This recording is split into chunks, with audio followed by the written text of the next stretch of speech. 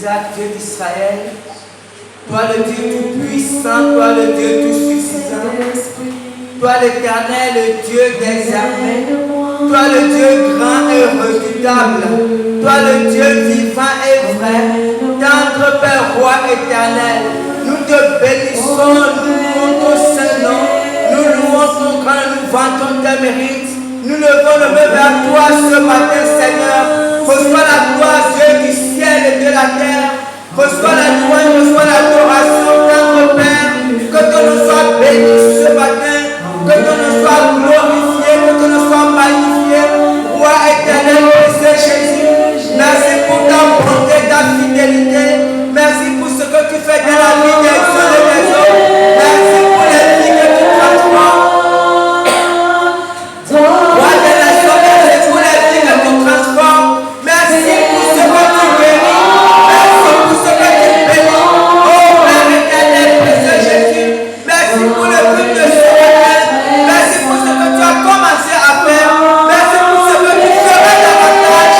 Gloire et honneur te soit rendu. Gloire et honneur te soit rendu.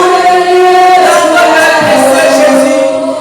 À toi la gloire et l'honneur. À toi la gloire et l'honneur. Au nom puissant de Jésus, j'ai prié. Amen. Amen. On acclame le Seigneur.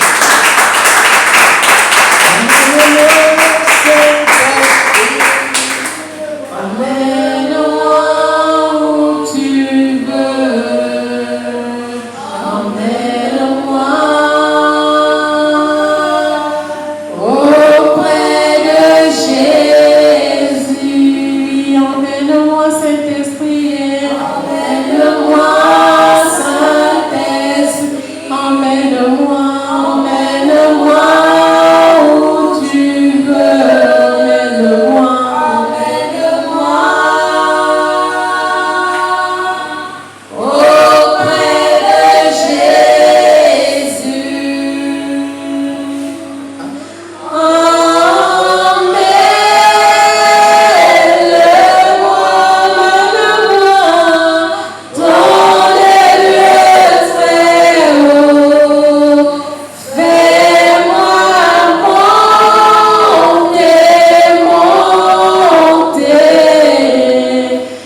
dans les lieux très hauts. Fais-moi monter dans des lieux très saints.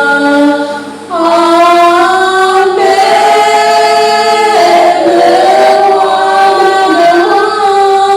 dans des lieux très hauts. Fais-moi monter dans des lieux très saints. Amen, Seigneur de grâce. Au nom de Jésus. Amen. Non, le terme de ce mois de novembre 2023, c'est la nouvelle création. On l'a commencé dimanche dernier et notre verset c'est 2 Corinthiens 5,17. Si quelqu'un est en Christ, il est une nouvelle créature. Les choses anciennes sont passées. Voici, toutes choses sont devenues nouvelles. Et le thème de ce matin, c'est la transformation par la parole.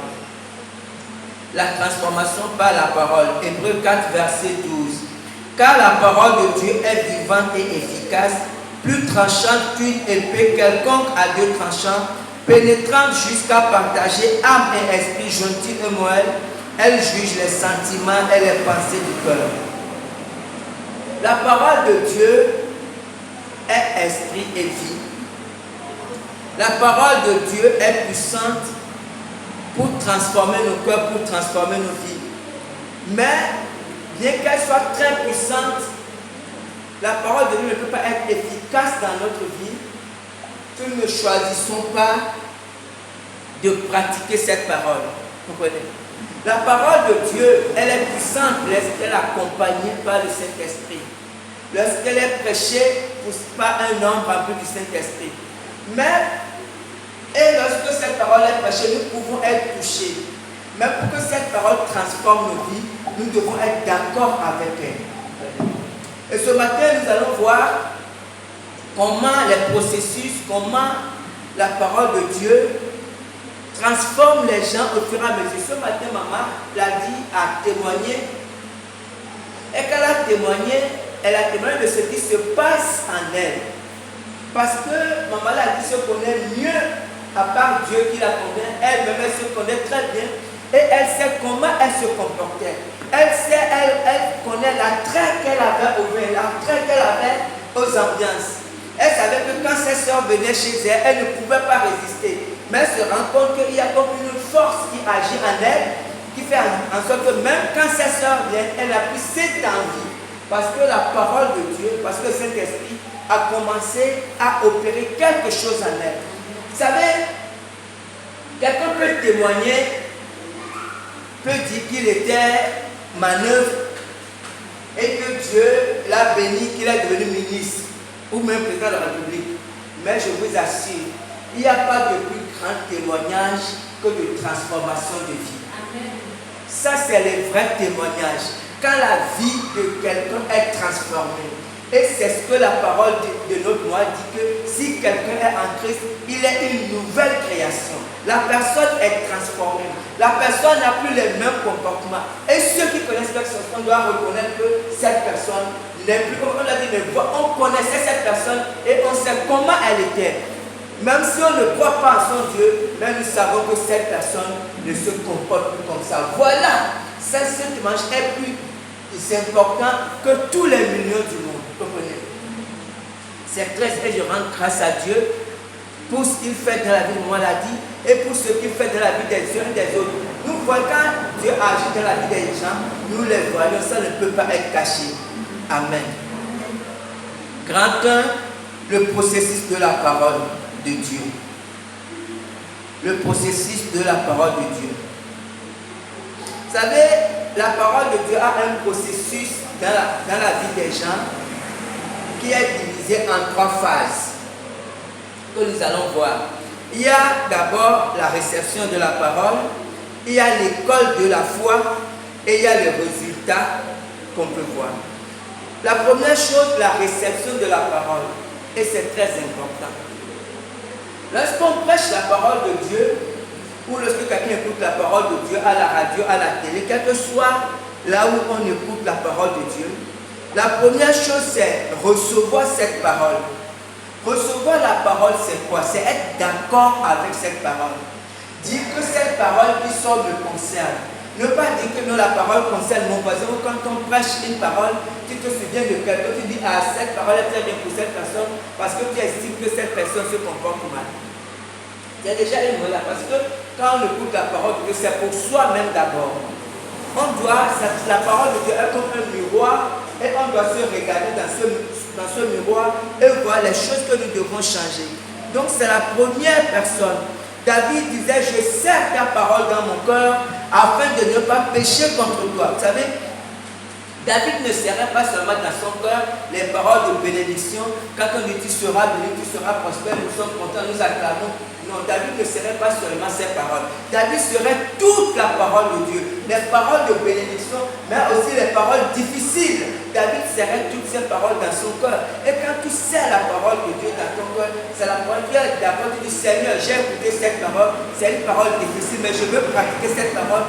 Et ça, c'est la première étape. Quand tu fais ça, alors le Saint-Esprit te conduit dans la deuxième étape, qui est l'école de la parole, que nous allons voir un peu plus en détail en bas.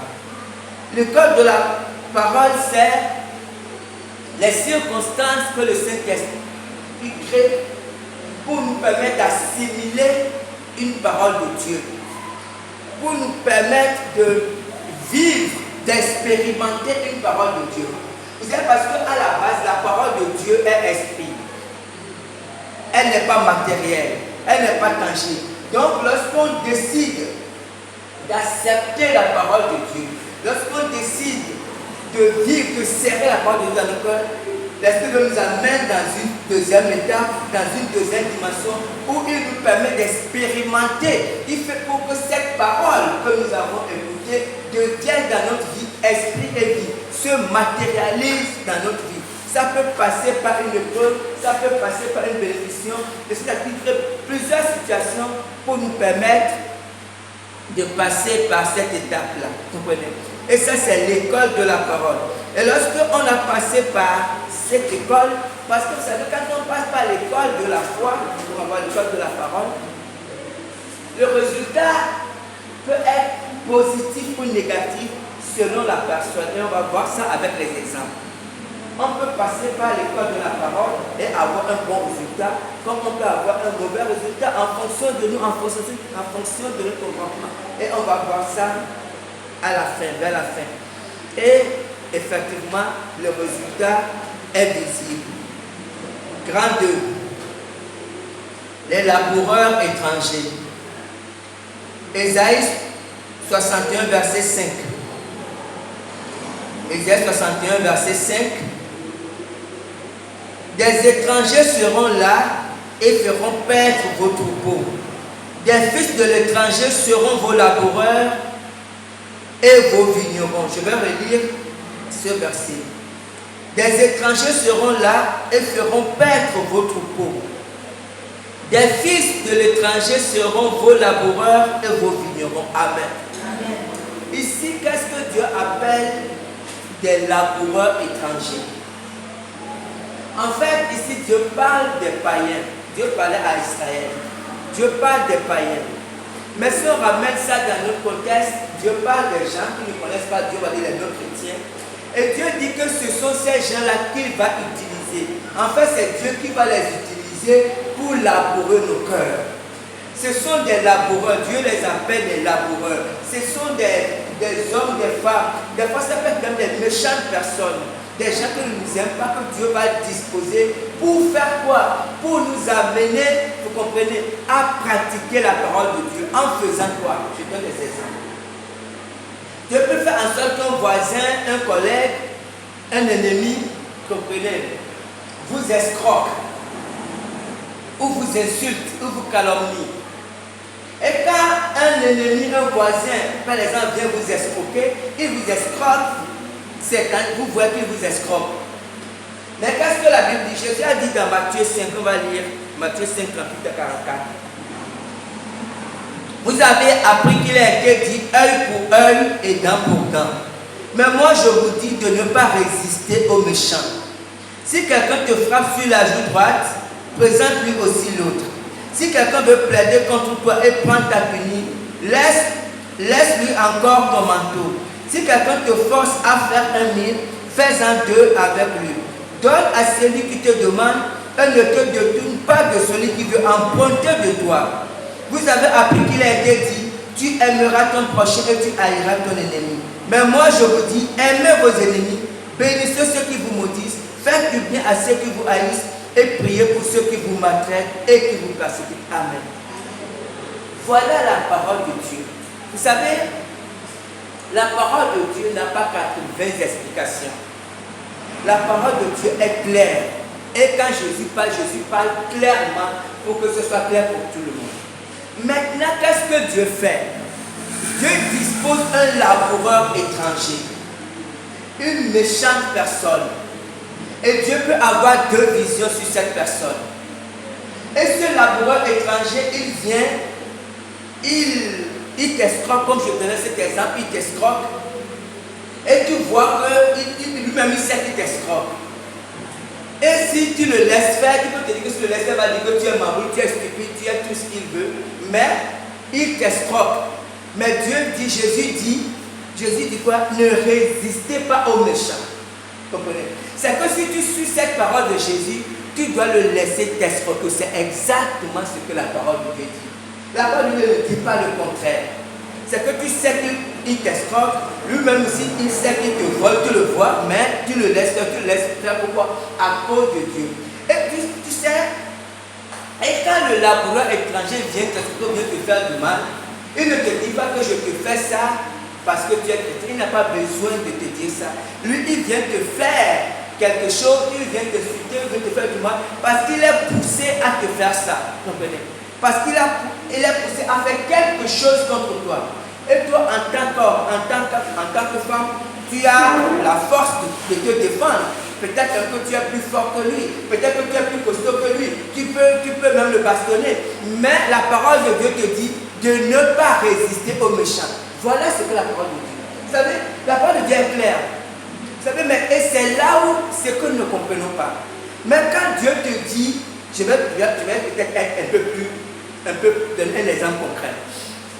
Imagine que tu as 50 000 et qu'avec ces 50 000, tu dois payer ton loyer.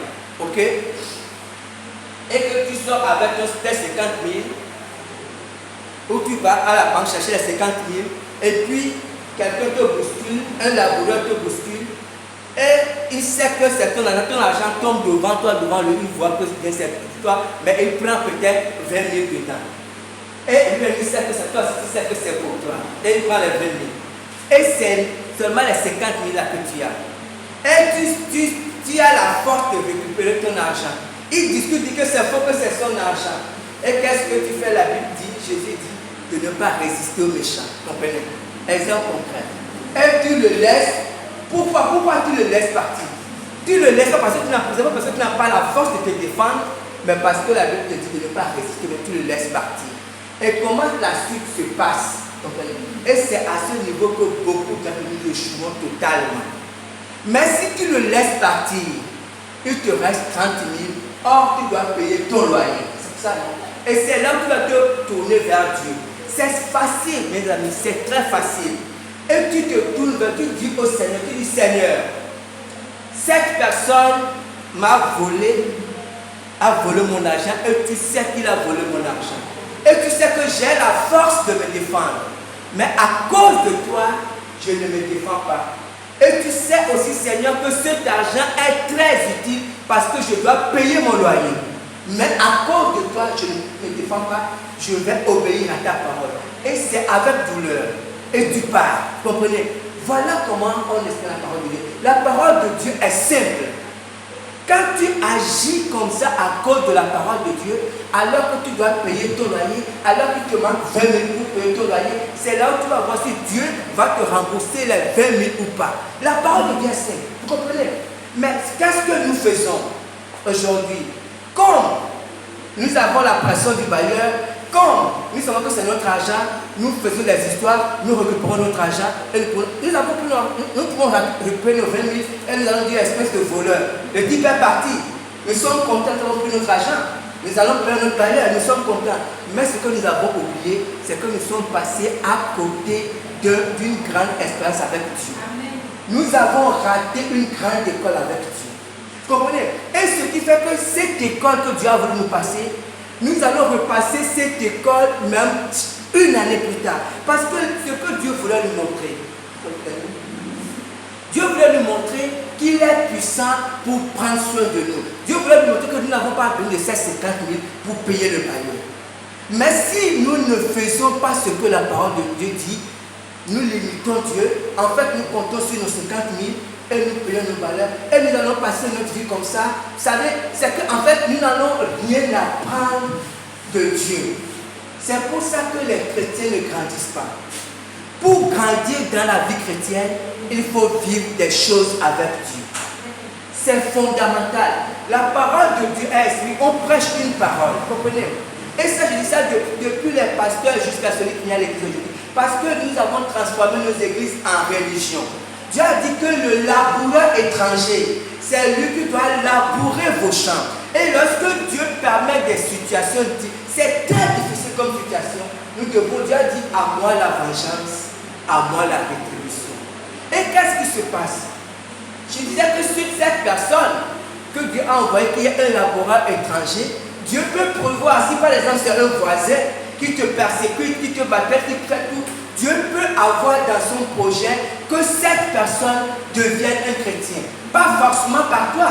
Il peut même aller écouter l'évangile ailleurs. Mais du fait qu'il te persécute, si tu réagis sur la parole de Dieu, même s'il est méchant comme Satan, il va se dire que cette personne, cet homme, cette femme a quand même quelque chose. Et c'est ce que nous ne comprenons pas. Parce que lorsqu'il nous agresse, nous répondons. Pas comme des chrétiens, non, nous répondons parce que nous avons la force. Et ce qui fait que tout le projet que Dieu a pour, même pour sa vie, échoue. Parce que nous avons la mauvaise réaction.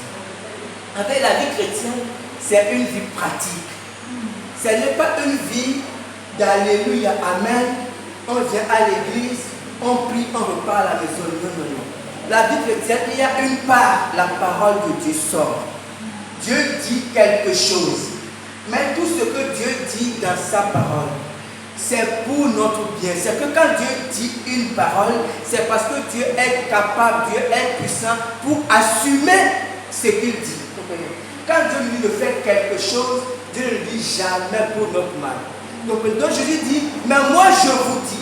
Quand je dis, mais moi je vous dis, si quelqu'un veut te prendre ta veste, donne-lui-même ta tunique. Dieu sait que si tu donnes ta tunique à quelqu'un, à cause de lui, Dieu est puissant pour te rendre cette tunique au centime. Mais tu peux aussi dire non, Dieu, là c'est compliqué, il prend ma tunique, tu discutes avec le dit, tu récupères ta tunique. Tu as peut-être bien fait, mais ta vie chrétienne va rester à ce niveau. Tu peux passer 10 ans à l'église. Tu peux passer, vous savez, la vie chrétienne est facile, est pratique. Et c'est ce qui fait des hommes de foi. Et c'est ce qui fait tous les jours. Tous les jours, le Saint-Esprit a ce rôle de nous amener dans des situations pour nous enseigner des leçons. Et c'est les leçons-là qui font la différence dans nos vies. On va lire la Bible, on va voir les exemples bibliques.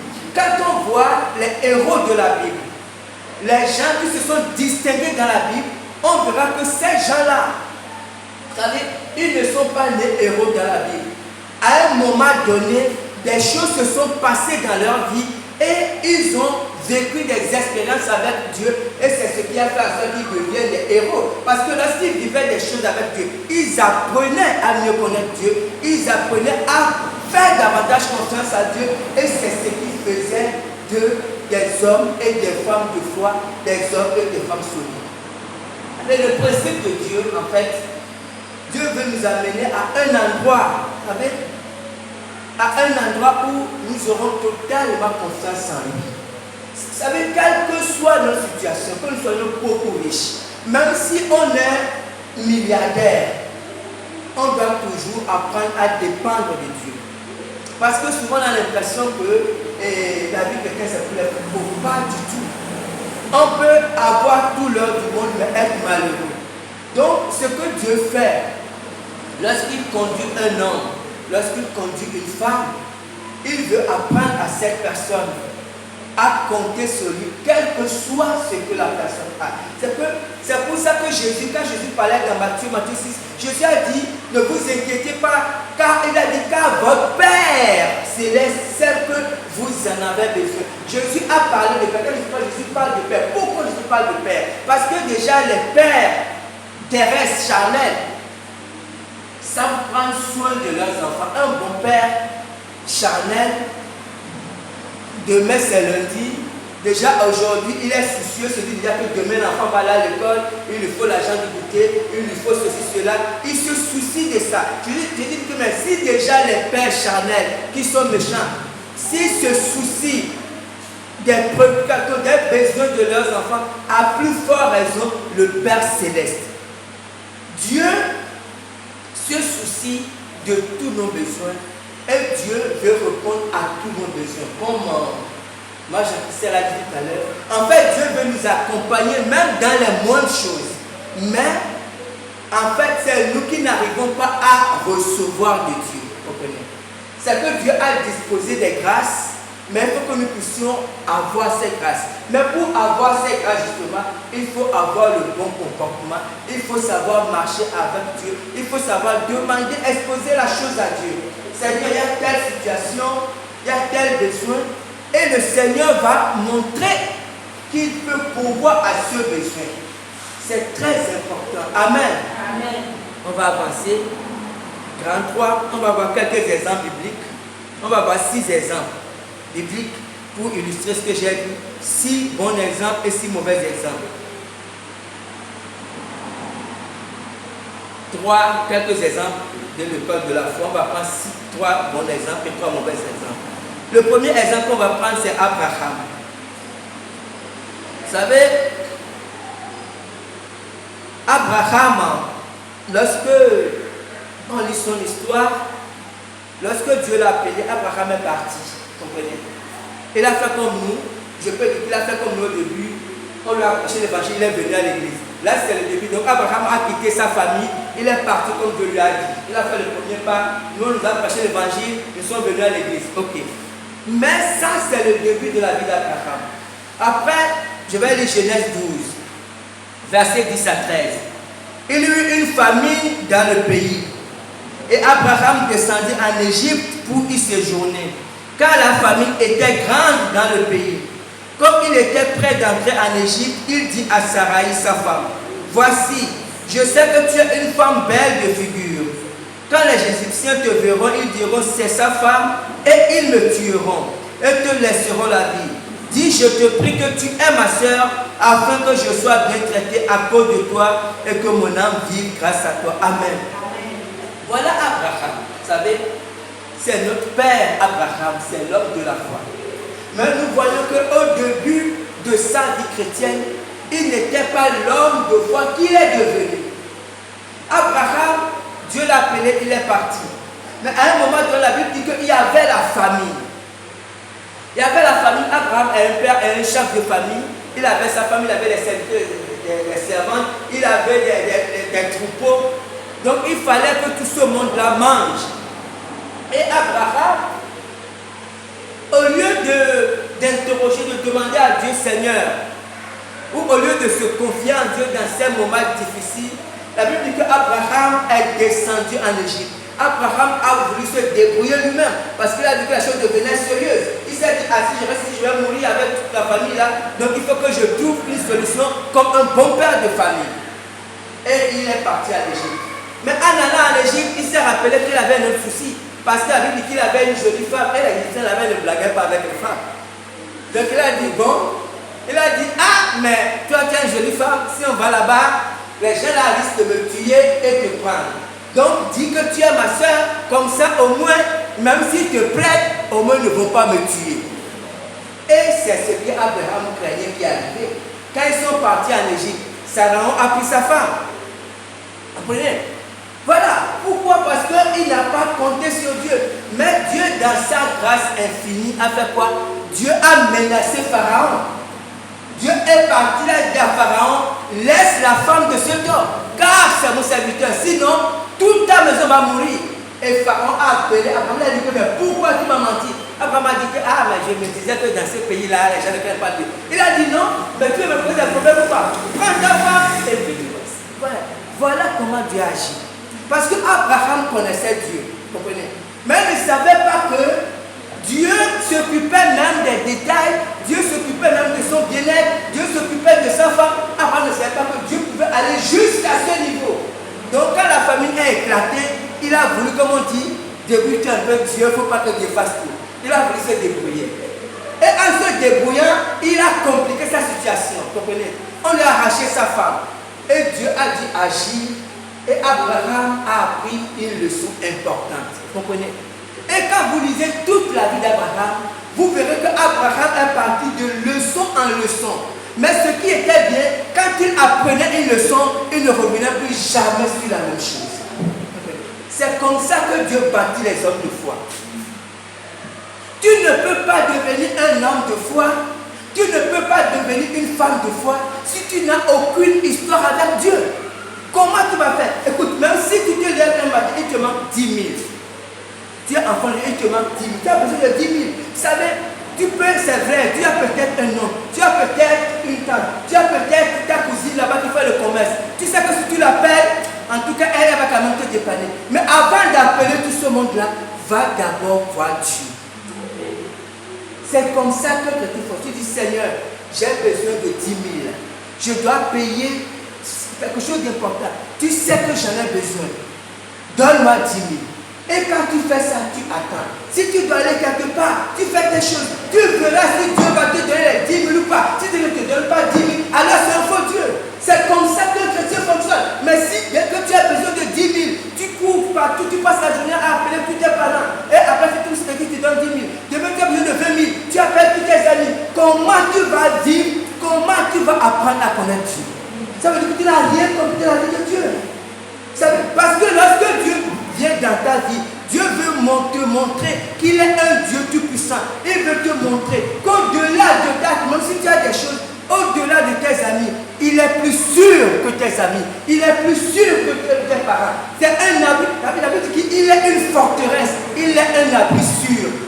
Mais cela, Dieu apprend à marcher avec Dieu. C'est lorsqu'on marche avec Dieu qu'on apprend ces choses. Amen. Amen. Et quand on parle d'Abraham, vous savez, Dieu a conduit Abraham à un niveau où Abraham n'avait plus aucune inquiétude sur Dieu. Quand Dieu a dit donne Isaac, il dit qu'Abraham, il n'était même pas inquiété un instant. Il a pris son fils, il est parti, il dit, parce qu'il sait que Dieu est puissant pour remplacer. Comment Dieu va faire? Ce n'était pas son problème. Mais il a dit, Paul a dit qu'il sait que Dieu est puissant pour ressusciter les morts. Donc Abraham a pris son fils Isaac, il est parti de chez lui, il a dit au revoir à sa femme, et il savait qu'il devait revenir avec son enfant. Comment ça devait se faire? C'était pas voilà. Mais Abraham n'était pas comme ça au début de sa relation avec Dieu. Il a appris à marcher avec Dieu. Comprenez? Voyons maintenant David. David, deuxième exemple. Vous savez, l'histoire de David est une histoire un peu unique dans la Bible. Parce que la Bible n'a pas beaucoup parlé de David avant sa bataille avec Goliath ou même avant qu'il ne reçoive l'onction. David était un jeune homme, vous savez, il était un jeune homme. Mais on ne sait pas, peut-être qu'il avait l'âge de ce saut de Mélanie, parce qu'il disait que c'était un jeune homme avec les cheveux blancs, avec un joli visage. Mais David avait déjà développé une grande relation avec Dieu. Et la Bible ne donne pas de détails de ça. C'est David lui-même qui a raconté juste une portion. Et il était obligé de raconter cette portion parce qu'il était devant le roi Saül et parce qu'il voulait convaincre le roi de le laisser combattre Goliath. Vous savez, Goliath était en train de menacer le peuple de Dieu. Et David, jeune homme, il est parti rendre visite à ses frères qui étaient dans l'armée, ses aînés, et parce que son père l'a envoyé voir si ses aînés allaient bien, et il voit un géant là-bas en train de menacer tout le peuple de Dieu. Comme on dit, le sang de David n'a fait qu'un tour. Et il a dit, mais qui est ce type-là qui peut oser menacer l'armée du Dieu vivant? Parce que David connaissait ce Dieu.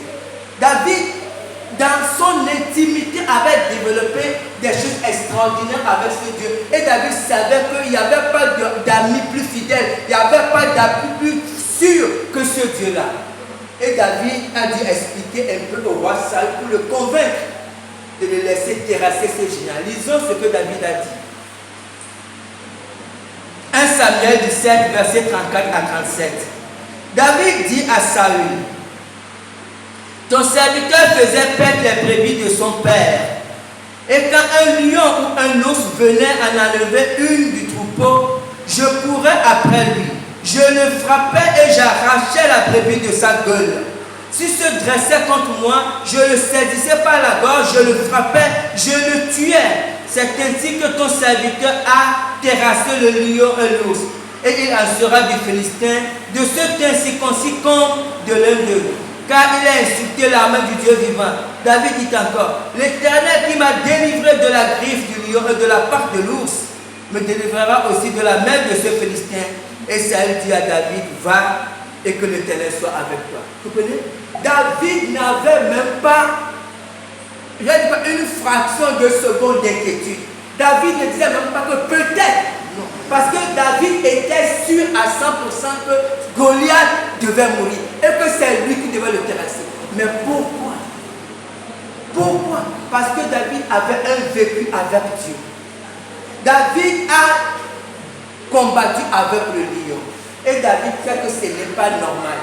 Un homme ne peut jamais combattre avec un lion. David a combattu avec l'ours. La Bible ne dit pas comment ça s'est passé, où il était.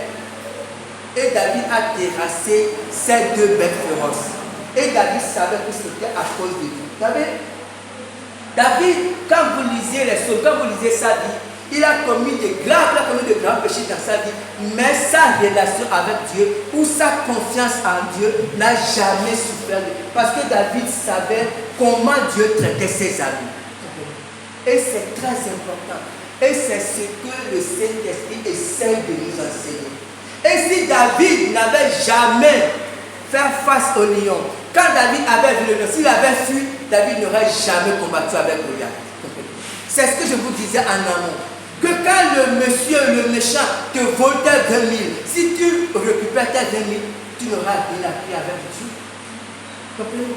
Quand Dieu te dit de ne pas résister aux méchants, de prier pour ceux qui te persécutent, si tu ne fais pas, tu ne vivras jamais au quotidien avec Dieu. Puisque tu règles tes problèmes toi-même, puisque tu es capable de régler tes problèmes toi-même, Dieu va te laisser régler tes problèmes toi-même. Par tes relations, ça peut marcher un moment parce qu'effectivement les relations peuvent aider.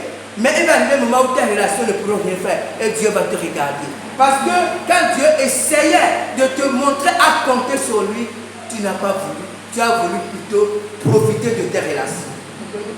On doit comprendre. La vie chrétienne, ce n'est pas venir à l'église, crier Alléluia, Amen, Seigneur bénis-moi. Non, non, non. La vie chrétienne est une marche. Et c'est une marche, une relation qu'on développe avec Dieu. Et nos vies sont impactées. Donc nous devons aller vers Dieu. Quel que soit, l'apôtre Paul dit, ne vous inquiétez de rien. Il n'a pas dit non, inquiétez-vous quand vous êtes malade, ou inquiétez-vous quand vous avez des problèmes de 10 millions, mais quand c'est le problème de 10 000, ne vous inquiétez pas. Il a dit, ne vous inquiétez de rien, mais en toute chose, faites connaître vos besoins à Dieu par des prières, des supplications, avec l'ennemi. Et, alléluia, car quel que soit le souci, on doit aller, Seigneur, il y a tel souci.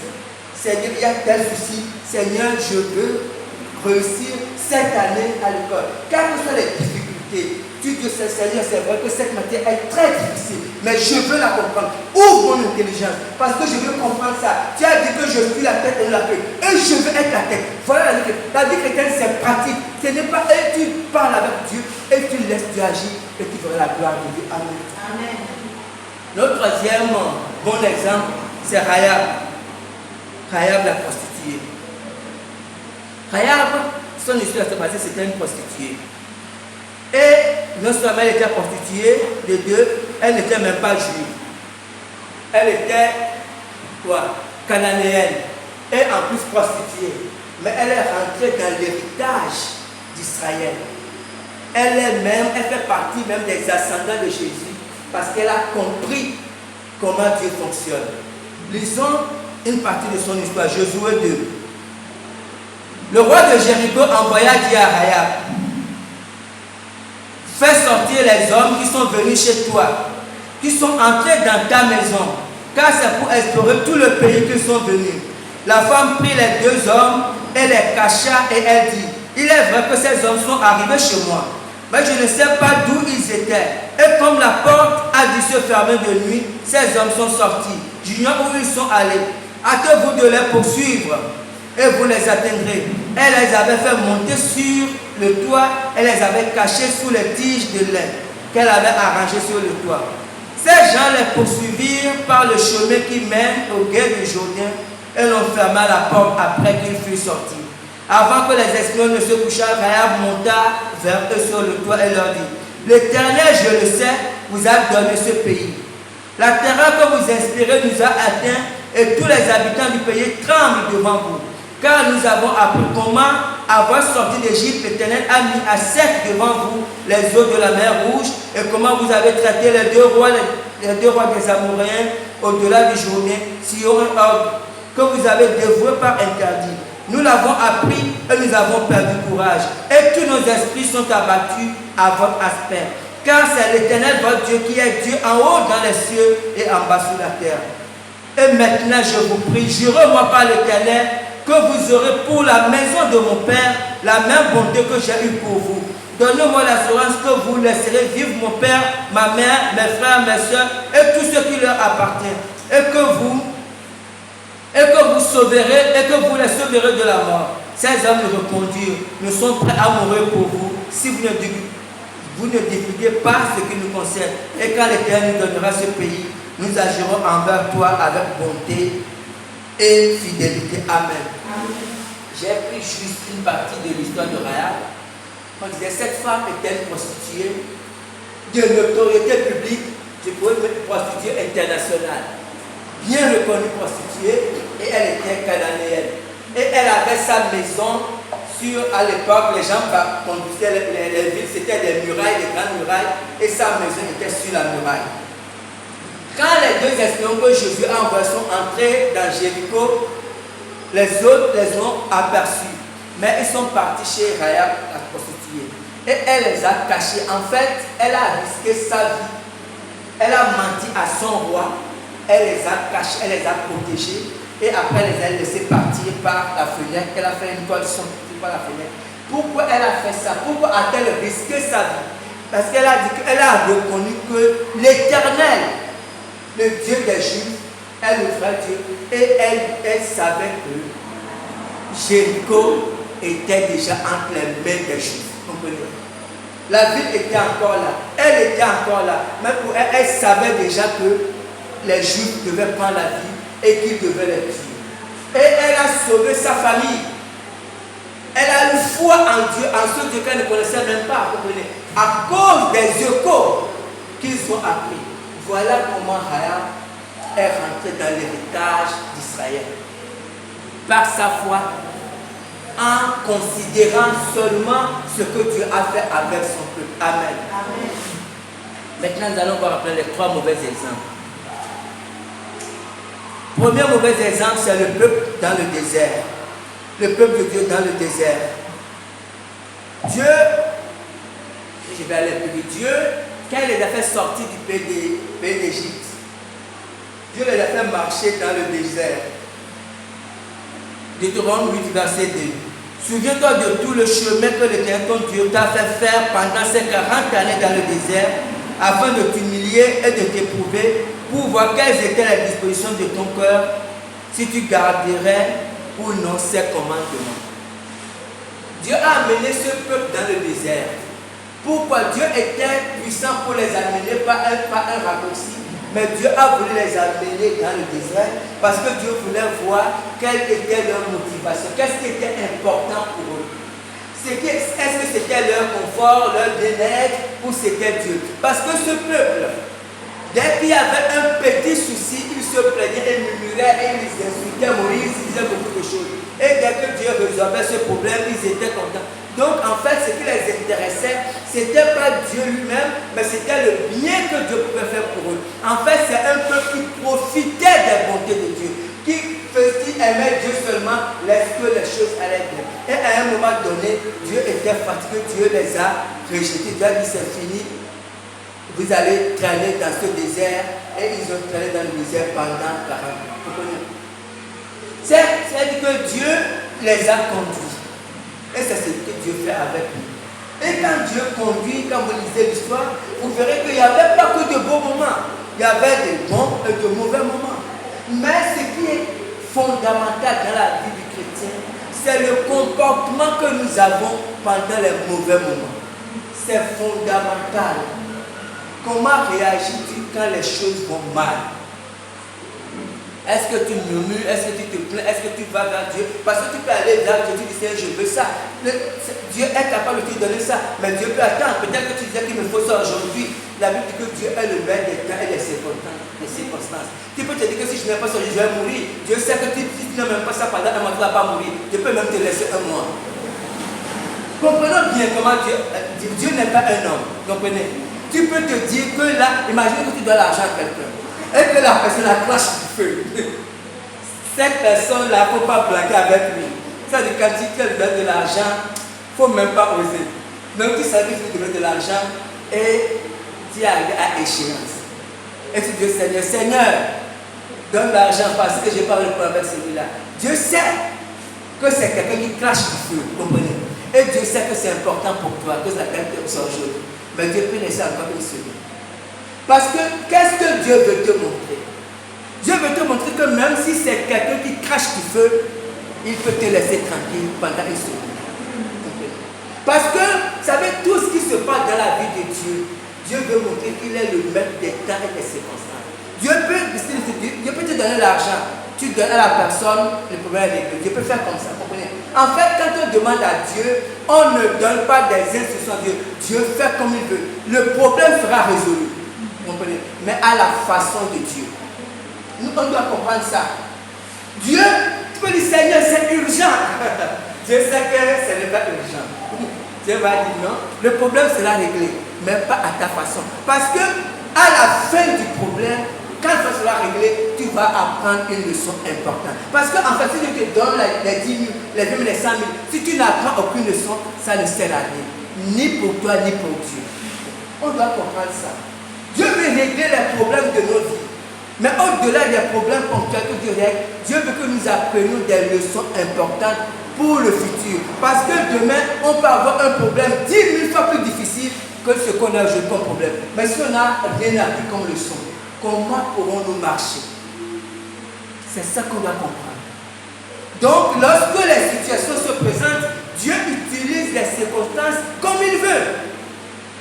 Comprenez? Dieu peut te dire non, Dieu peut dire cette personne qui crache du feu, Dieu peut te dire va lui parler. Tu vas dire, Seigneur, cette personne-là, Dieu va dire va lui parler. Va lui dire que tu n'as pas l'argent aujourd'hui, mais que tu vas le lui donner quand tu auras. Dieu dit va lui parler. Tu te dis, tu dois aller lui peut-être dire que c'est vrai. Quand tu vas aller, tu vas t'attendre, tu vas trembler comme ça, mais tu vas te rendre compte, tu vas te dire, il n'y a pas de problème mon ami. Tu vas donner quand tu pourras. C'est ça. Donc, quand on est chrétien, vous savez, on ne dépend plus de nous-mêmes. En fait, quand on est chrétien, on vit pour Dieu. Parce qu'au-delà de nos petites vies, Dieu a des projets. Comprenez? Au-delà de nos petites vies, Dieu veut pouvoir nous utiliser pour les autres. Mais si nous nous limitons seulement à notre petite vie, c'est que nous n'avons rien compris. C'est fondamental. Et ce peuple, quand Dieu les a amenés dans le désert, Dieu leur faisait du bien, mais Dieu avait aussi des projets pour les générations futures, pour nous par exemple. Mais ce peuple avait échoué et Dieu les avait laissés. Deuxième exemple, pour aller vite. Deuxième exemple, c'est Judas Iscariote. Vous savez, Judas Iscariote, il était encadré par Jésus lui-même, le maître. Il était enseigné par Jésus lui-même. Mais Judas a échoué. Et pourquoi Judas a échoué? Parce que Judas était seulement intéressé par ses intérêts. Il voulait seulement voir ce qui est bien pour lui. Judas, dans le groupe, la Bible dit qu'il était celui qui gardait l'argent. Il était le ministre des Finances. Et tant que Jésus vivait, tant que Jésus faisait des miracles, Judas était tranquille. Il avait de l'épargne, il prenait l'argent comme il voulait, les autres ne s'en occupaient pas. Mais voilà que Jésus a dit maintenant qu'il va mourir. Judas a dit que mais si Jésus meurt là, l'affaire n'est pas une bonne affaire. Donc Judas a voulu assurer son avenir. Il a voulu faire des réserves. Comme ça, même si Jésus meurt, au moins il a une petite cagnotte pour les moments difficiles. Et qu'est-ce que Judas a fait? Lisons Matthieu 26, versets 14 à 15. Alors l'un des 12, appelé Judas Iscariote, alla vers les principaux sacrificateurs et dit, que me donnerez-vous si que me donnerez-vous que je vous le livrerai? Et il lui payait 30 pièces d'argent. Judas a monnayé Jésus parce qu'il a voulu assurer ses arrières. Et il ne savait pas qu'il venait de briser toute sa vie. Il a fait un faux calcul et après s'est suscité. Et cet argent n'a servi à rien. Vous savez, nous devons faire extrêmement attention quand nous marchons avec Dieu. Et le dernier exemple, c'est Samson. Je ne vais pas tout lire parce que nous connaissons l'histoire, on va finir avec ça. Samson était comme Jean-Baptiste, l'une des rares personnes qui sont nées. Ils sont nés avec l'onction de Dieu dans le ventre de leur mère. Parce qu'avant sa naissance, Dieu a parlé à sa mère que cet enfant va venir avec l'onction de Dieu.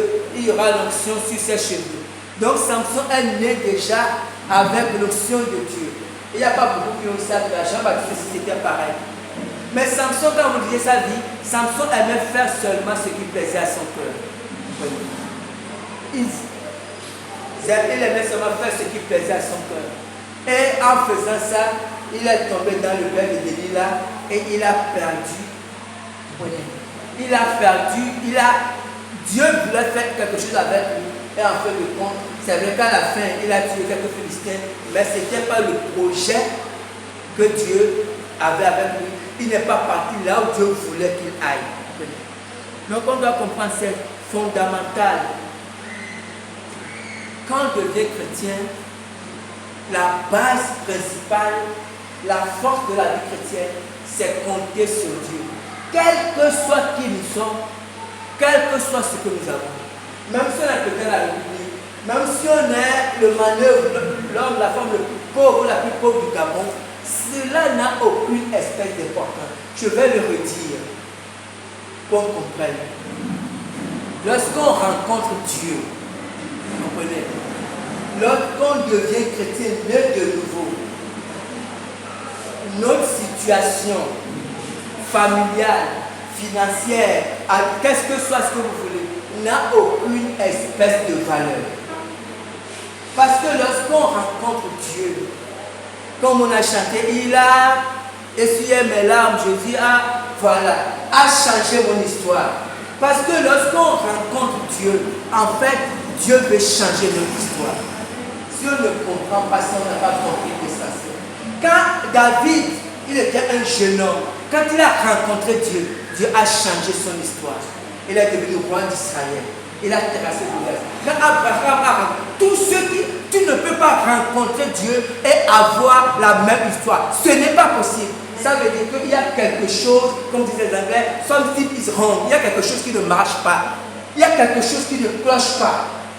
Si tu connais Dieu, quel que soit ton âge, bien-aimé, et que ton histoire n'a pas changé, c'est qu'il y a quelque chose qui ne cloche pas. Et ça, c'est chez toi que ça ne cloche pas. Parce que chez Dieu, les choses, Dieu est le même.